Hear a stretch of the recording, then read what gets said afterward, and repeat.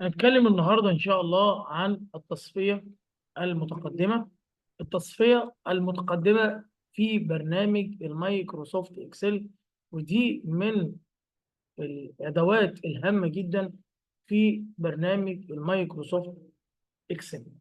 التصفية المتقدمة طبعا بيتيح لي إمكانية البحث عن البيانات داخل جدول يحتوي على مجموعة بيانات بناء على عدة معايير. ودي ميزه من مزايا الادفانسد فلتر التصفيه المتقدمه، ان انا ممكن استخدم اكثر من معيار في عمليه البحث. اكثر من معيار في عمليه البحث، وتكون نتائج بتظهر عندي. طبعا هنا هنشوف مع بعض شيت الاكسل. زي ما حضراتكم شايفين، ده شيت اكسل بيحتوي على مجموعه من البيانات زي ما حضراتكم شايفين. عاوز اطبق الادفانسد فلتر او التصفيه المتقدمه على هذا الجدول.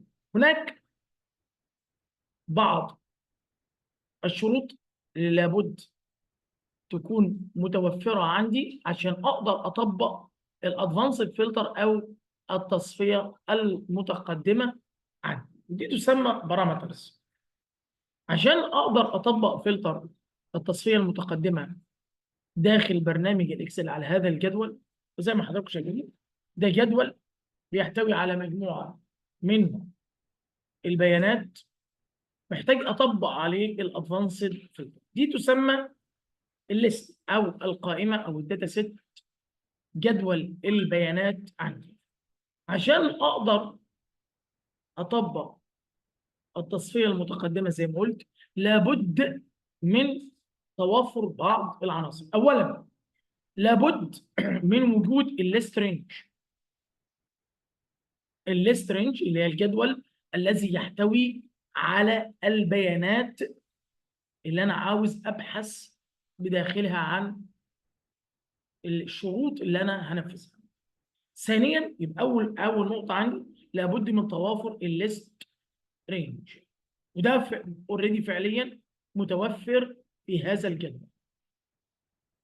العنصر الثاني اللي لابد ان يكون متوفر الكرايتيريا رينج، مدى الاستفسار عن البيانات.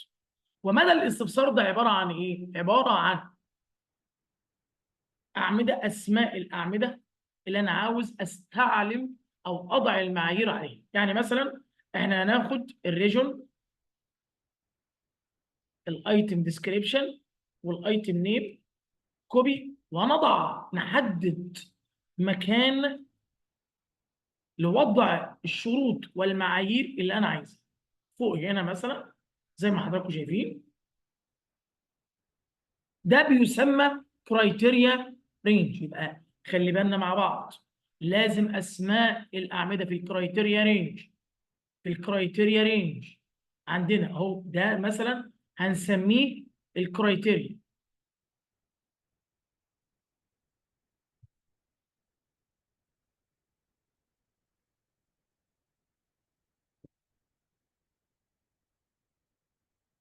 ده الجزء الخاص بالاستفسار او وضع الشروط اللي انا عاوزها تطبق على هذا الجدول. العنصر الثالث الريزلت رينج او مدى النتائج. النتائج هتظهر فين؟ يبقى خلي بالنا، عشان اقدر اطبق الادفانسد فلتر عندي او التصفيه المتقدمه، وزي ما قلت ليها ميزات مهمه جدا، وهي تحديد اكثر من معيار في لعمليه البحث داخل هذا الجدول. بحدد انا اسماء الاعمده اللي انا عايز اطبق عليها هذه الكرايتيريا او المعايير. انا حددت 3، ممكن حضرتك تحدد 4، ممكن تحدد 5، زي ما انا عاوز. اهم شيء ان اسماء الاعمده اللي موجوده في الكرايتيريا رينج لابد هي تكون نفس اسماء الاعمده اللي موجوده في الليست رينج. طيب الريزلت رينج مدى النتائج، ممكن اعمل مكان مخصص للريزلت او النتائج عندنا. يعني مثلا انا هعمل هنا الريزلت في اسفل الجدول اهوت. اهم شيء لازم عناوين الاعمده دي تكون هي اللي موجوده في الريزلت او النتائج زي ما حضراتكم شايفين. تاني دي شروط اساسيه عندي عشان اطبق الادفانسد فلتر او التصفيه المتقدمه. وزي ما قلت التصفيه المتقدمه تعني البحث عن شروط معينه داخل الليست رينج. عايز ابحث عن الماوس بس، عايز ابحث بتاريخ الاوردر دي، عايز ابحث بالبرايس، عايز ابحث بالكوانتيتي. زي ما انا عاوز اقدر، واقدر احدد شرطين، ممكن احدد 3 شروط. ودي ميزه الادفانسد فلتر، ان انا ممكن اضع اكثر من معيار لعمليه البحث داخل الليست رينج. يبقى انا عندي الشروط الاساسيه، البارامترز اللي لابد من توافرها، الليست رينج، الكرايتيريا رينج، الريزلت رينج عندي. دول اساسيين عندنا. كيفيه تطبيق الادفانسد فلتر، كيفيه تطبيق التصفيه المتقدمه. اولا اضع الشروط زي ما انا عايز هنا. الاول في الصف انا عايز مثلا ابحث عن الماوس. بصوا حضراتكم انا هكتب يساوي، لو انا عايز الماوس اكزاكتلي الماوس يساوي ماوس. شايفين انا كاتب ازاي؟ علامتين تنصيص يساوي ماوس اكزاكتلي ذا نيم. طالما بيان نصي لازم اضعه ما بين علامات تنصيص، وطالما اكزاكتلي انا عايز النص بالظبط لازم اضع الايكوال يساوي بهذا الشكل. يبقى انا وضعت الشرط بتاعي. عندنا من قائمه داتا عندنا الادفانسد. نركز بقى مع بعض. اول شيء عندي بيقول لي فلتر ذا ليست ان بليس. خلي بالنا من هذا الاختيار. فلتر ذا ليست ان بليس معناه ان عمليه التصفيه، نتائج التصفيه ستكون في نفس مكان الليست رينج. هنجربها. كوبي تو انذر لوكيشن، لو انا عاوز نتائج البحث تكون في مكان اخر، اللي هو الريزلت رينج اللي احنا عملناه. طب انا هخلي الاول هنجرب الفلتر ذا ليست ان بليس. ليست رينج ده مدى الجدول. الجدول بتاعي شايف هنا، بضغط على السهم الصغير ده بحدد الجدول. خلي بالنا، شوف انا حددت الجدول ازاي. حددت الصفوف، العناوين عندي، واضغط على السهم مره ثانيه. كرايتيريا رينج مدى الاستفسار. شايف هنا حدد العناوين والسطر الذي يليه اللي فيه الشرط بتاعي. اوكي. لو بصينا هنا في نتيجه البحث، هو عمل ذا فلتر ذا ليست ان بليس، يعني عمل تصفيه وفلتره للبيانات داخل الليست رينج. شايفين فوق هنا كلير عشان امسح عمليه التصفيه. طيب انا عايز اعمل الريزلت رينج في انذر بليس، مكان اخر. نضغط ادفانسد، هنقول له هنا كوبي تو انذر لوكيشن، واحدد كوبي تو. اضغط على السهم، احدد فقط صف العناوين في الليست في الريزلت رينج، صف، ونقول له اوكي. بص كده النتيجه ظهرت في الليست في الريزلت رينج زي ما حضراتكم شايفين. تاني يا جماعه، تاني النقطه المهمه جدا في الادفانسد فلتر، انا عندي الداتا سيت او التيبل الذي يحتوي على البيانات. لابد من وضع مجموعه من البارامترز، العوامل عندي. اولا الكرايتيريا رينج. الكرايتيريا رينج اللي هو مدى الاستفسار عندي. تمام اهوت. طبعا دي عباره عن ايه؟ اسماء الاعمده الموجوده في الجدول. طبعا انا ممكن اختار كل الاعمده، ممكن اختار بعض الاعمده. اللي انا عاوز اطبق عليها هذه المعايير. يبقى انا اخترت الاعمده اللي هطبق. طبعا ممكن ازود اعمده او انقص اعمده زي ما انا عاوز. طبعا مثلا انا عايز ازود الاوردر ديت والبرايس، اهو هاخدهم كوبي وبيست اهو. انا كده انا غيرت في الاستفسار مدى الكرايتيريا بتاعي، تمام. ولازم يكون عندي الريزلت رينج عباره عن الهيدر ده راس العناوين عندي لازم تكون واحد في الريزلت رينج. تعال نطبق ايضا، نضع شرط اخر في البرايس. البرايس هنقول له اكبر من، بص هنا الكومباريزون اوبريتور عندي اكبر من، اصغر من، اكبر من او يساوي، هقول له اكبر من 200. نشوف كده مع بعض. خلي بالنا هنا في كرايتيريا شرط اسمه ماوس، وفي نفس السطر كرايتيريا اخر اكبر من 200. طالما الاثنين دول في نفس السطر يتم تطبيق علاقه اند، يعني لابد من تنفيذ الشرطين معا. تعال نطبق كده، نقف جوه الجدول اهو، داتا ادفانسد. طبعا هنا قلت copy to another location، نسخ النتائج في مكان اخر. هنا الليست رينج وقفت عليها، لقيته محدد لي الليست رينج.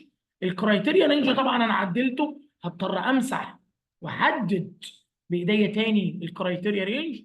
اما الكوبي تو متحدد، اقول له اوكي في نتيجه عمليه الايه، البحث عندي. طبق فعلا، جاب الماوس وجاب البرايس اللي اكبر من 250. نركز مع بعض. لو انا نقلت هذا الكرايتيريا في السطر الثاني، يبقى الماوس في سطر والكرايتيريا الخاص بالبرايس في another row في صف اخر. هنا يتم تطبيق علاقه اور. يبقى لو الاثنين في نفس الرو يبقى دي علاقه اند. لو الاثنين في سطرين او صفين مختلفين، طب تعال نجرب. ادفانسد كوبي تو انذر لوكيشن. هنا في الكرايتيريا رينج لازم حضرتك تحدد الدول، الثلاثه دول مع بعض. اوكي، نبص على النتيجه، فعلا طبق لي الشرطين اللي اكبر من 200 واللي بيساوي الماوس، فجاب لي كل النتائج الموجوده عندي او اغلب النتائج الموجوده عندي اللي ينطبق عليها دي الشروط. يبقى ملحوظه مهمه، لو التو كرايتيريا الشرطين في نفس الرو يتم تطبيق علاقة AND. طب لو في سطر آخر أو في رو آخر يتم تطبيق علاقة OR، يعني تنفيذ أي من الشرطين معا. طيب لو أنا عايز أيضا ممكن أمسح هذه الشروط. لو أنا عايز order date أكبر من 1/3/2023، انا عايز الشرط. شوف هنا التاريخ عندي. طبعا ابدا اطبق في الادفانسد فلتر نفس الموضوع، بس احدد طبعا الصفين اللي بينطبق والنتيجه عندي.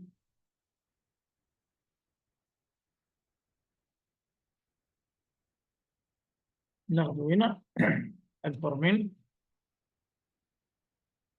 وابدا اطبق او يساوي،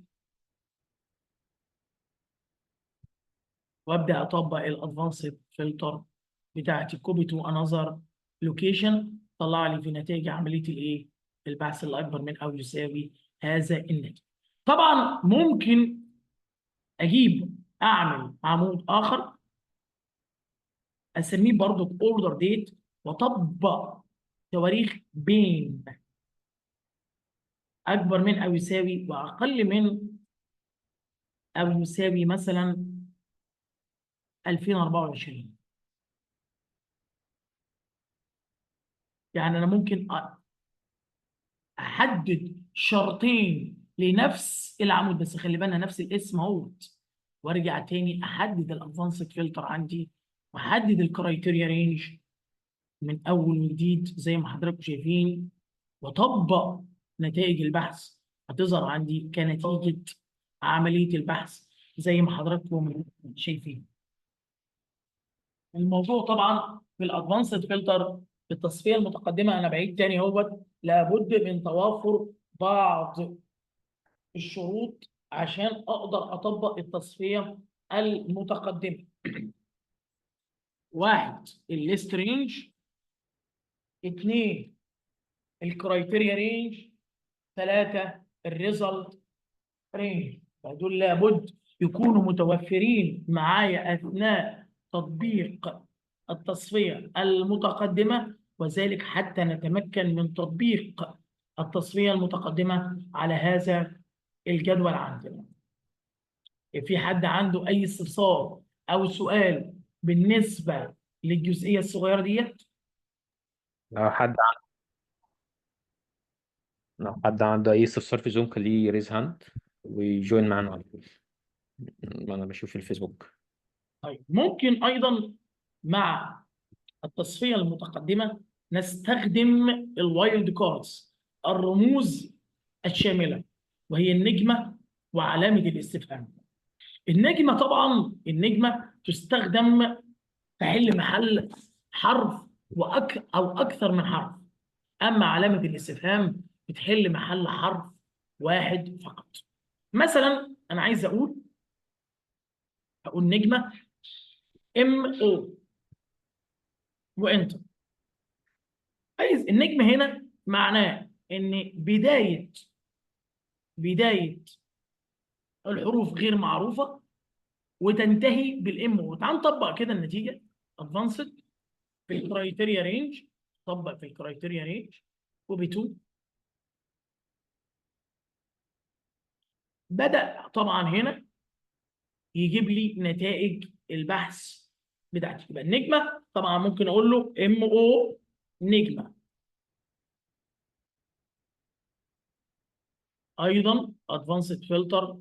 طبعا لو انا نتائج البحث اهوت، لو انا جيت قلت له علامتين استفهام مثلا MO، خلي بالنا انا ما كتبتش لا يساوي ولا حاجه. ده معناه انه بيدور او بيبحث عن النص الذي يحتوي او الخلايا التي تحتوي على MO. تعال نشوف كده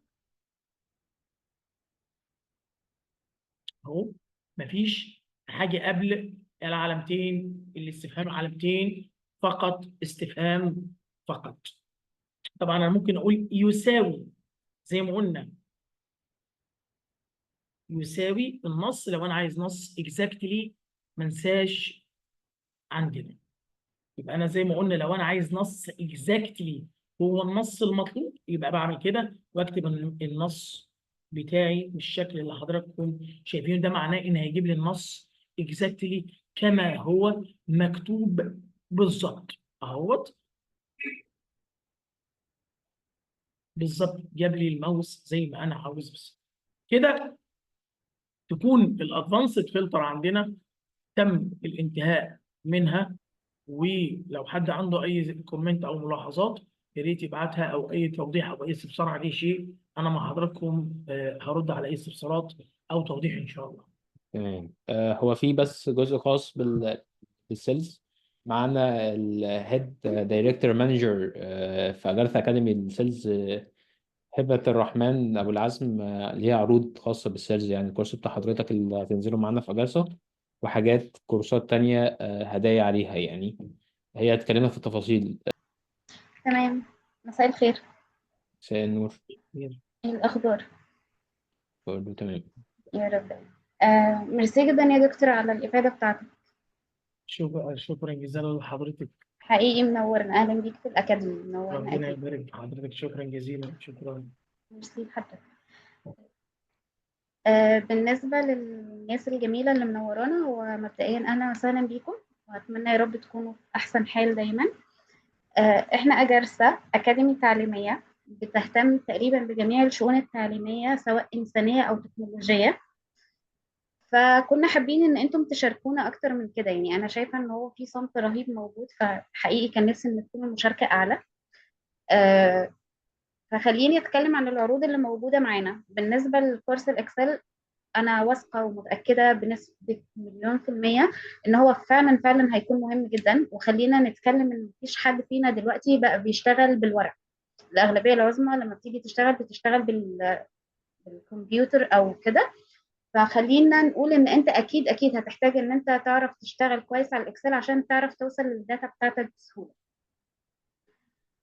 ف آه، نصيحة مني أنا كأخت، أنا بالنسبة لكم هنا أنا أختكم، فنصيحة مني ليكم حقيقي أنتم محتاجين تنموا المهارة دي معاكم ليكم أنتم، حتى بعيدا عن الحياة العملية. أنت محتاجها علشان تعرف تنظم وقتك وتعرف تنظم حياتك وتعرف توصل للحاجة بتاعتك بسهولة. لأن كلنا للأسف الشديد الميموري بتاعتنا أو الباك ميموري بتاعتنا بقت ضعيفة جدا. وده بيخليك مش في أفضل حالاتك إن أنت تفتكر حاجة، لكن لو عملت عليها سيرش بطريقة سهلة بالنسبة لك هتعرف تجيبها. الكورس حقيقي هيكون مفيد. السعر بتاع الكورس حقيقي مفاجأة. بلس كده احنا عندنا في الأكاديمي علشان الهدف عندنا أكتر إن احنا ننشر التعليم أو ننشر الوعي التعليمي بنسبة أكبر. فاحنا مع الكورس بتاع الدكتور في موجود معانا تو كورسز ممكن ناخدهم فور فري، هيكونوا كادو مع الكورس. حسب احتياجك انت، يا اما هتختار الباور بي اي او هتختار الاستاتستيك.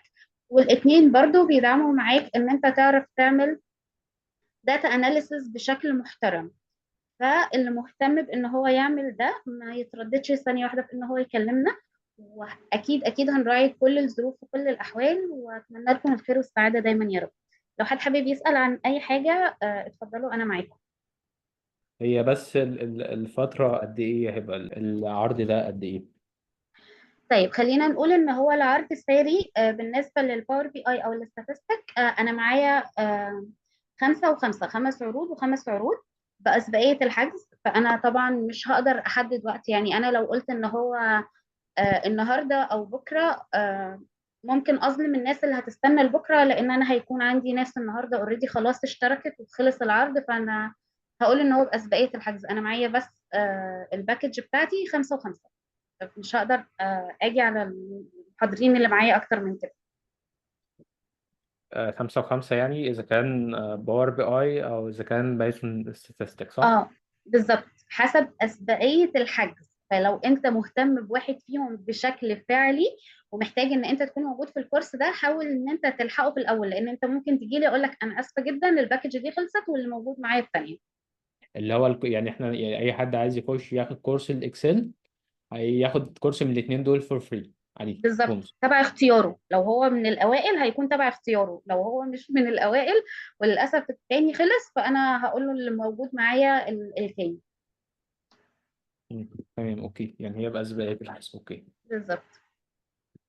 اوكي، سعيده جدا بالوجود معاكم وحقيقي منورنا في اجازة. لا إحنا أكتر يا هبة. أوكي ميرسي يا عبد الله. تمام. تمام أوكي شكرا جدا لحضرتك يا دكتور، وشكرا على الندوة الجميلة دي.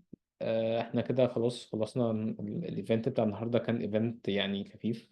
شكرا للناس اللي حضرت، شكرا وأتمنى جزيلا يا عبد الله، شكرا جزيلا، واشوف حضراتكم على خير دايما ان شاء الله. شكرا جزيلا. إن أكتر حضرتك إن شاء الله السلام الناس عليكم. تستفيد بالعرض يعني. وبس، وشكرا ليكم للحضور، وأشوفكم في إيفنتات جاية. تمام، وليلة سعيدة، تصبحوا على خير.